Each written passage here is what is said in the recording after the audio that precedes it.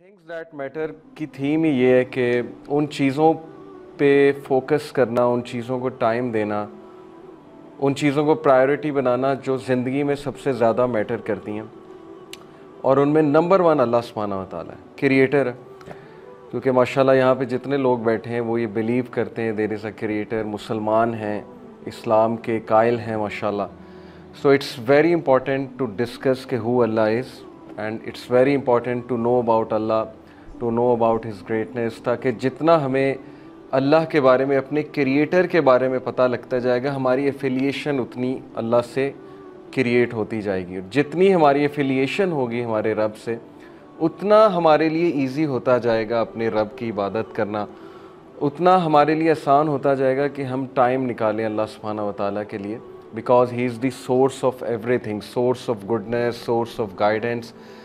लेकिन एक बात लास्ट क्लास में भी मैंने बात की थी, इनफैक्ट क्लास के बाद मुझसे कुछ स्टूडेंट्स क्वेश्चंस करने आए, तो मैंने उन्हें ये कहा कि देखो, अल्लाह को कभी भी इंसान के कटहरे में ना खड़ा करना।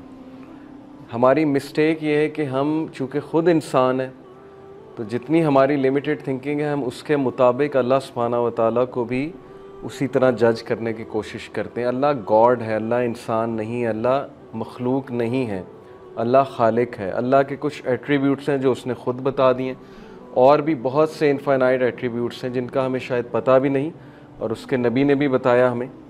तो प्रॉब्लम यहाँ पर आता है कि जब हम अल्लाह को अपने लिमिटेड माइंड के मुताबिक जज करने की कोशिश करते हैं।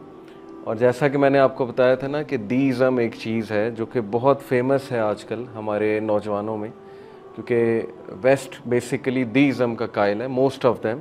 एथिज़म इज़ समथिंग एल्स, मैं दीज़म की बात कर रहा हूँ। दीज़म ये होता है कि yes we do believe in something supernatural, कोई डाइटी है, कोई ऐसी पावर है जो मे बी जिसने क्रिएशन शुरू की, बट वी डोंट बिलीव कि उसकी तरफ से कोई रेवलेशन आती। रेवलेशन के वो कायल नहीं होते। लेकिन मुसलमान जो है वो थीइस्ट होता है, वो रेवलेशन का भी कायल होता है, गॉड की एग्जिस्टेंस का भी कायल होता है। और रेवलेशन से यहाँ मेरी मुराद है कुरान, क्योंकि बाकी जितनी बुक्स हैं, बाइबल जिसमें ओल्ड टेस्टामेंट है, न्यू टेस्टामेंट है, ज़ाहिर है कि वो सूरह अल बकरा के मुताबिक टेम्पर्ड हैं। उनमें ऐसी चीज़ें हैं जो कि इंसानों ने ऐड की for what ever reasons, political reasons और वट एवर। लेकिन कुरान वो बुक है, रेवलेशन, फाइनल रेवलेशन ऑफ अल्लाह, जो कि मुकम्मल है, प्रोटेक्टेड है अल्लाह की तरफ से, अनहार्म्ड है, उसका एक भी हर्फ इधर से उधर नहीं हुआ है। और इसके बहुत से प्रूफ्स हैं। टॉपिक अभी ये नहीं है कि कुरान आया अल्लाह की किताब है कि नहीं, ये भी इंशाल्लाह इस पर भी बात करेंगे। ऑल्दो बात करने की ज़रूरत नहीं है, आप सब मुसलमान हैं, लेकिन ये कि ईमान ताज़ा हो जाता है, कुछ बातें जो है वो हमें पता होनी चाहिए, सो दैट हम काउंटर भी कर सकें। जब कोई किसी को नॉन मुस्लिम को दावा करना है तो ज़ाहिर है हमें पता होना चाहिए कि वाय द कुरान।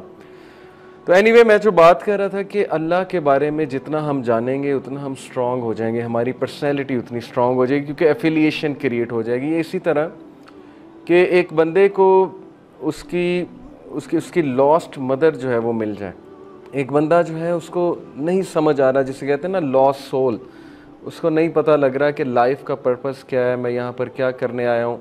जैसे मैंने एक लेक्चर में बात की थी कि is this just a plane which we have boarded and it will crash and that's it.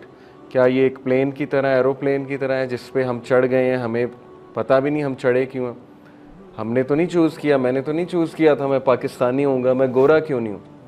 ये क्वेश्चन मेरे पास पूछने का राइट है ना, why am I not born in America, मैं पाकिस्तानी क्यों हूँ, मैं इस मोहल्ले में क्यों पैदा हो गया हूँ, मैं ये प्लेन कैसे चढ़ गया हूँ।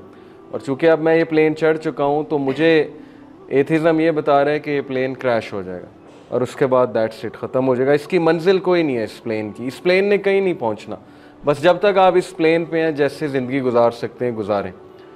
तो that is very depressing, that is a very lonely thought अगर आप इस पे सोचने बैठें।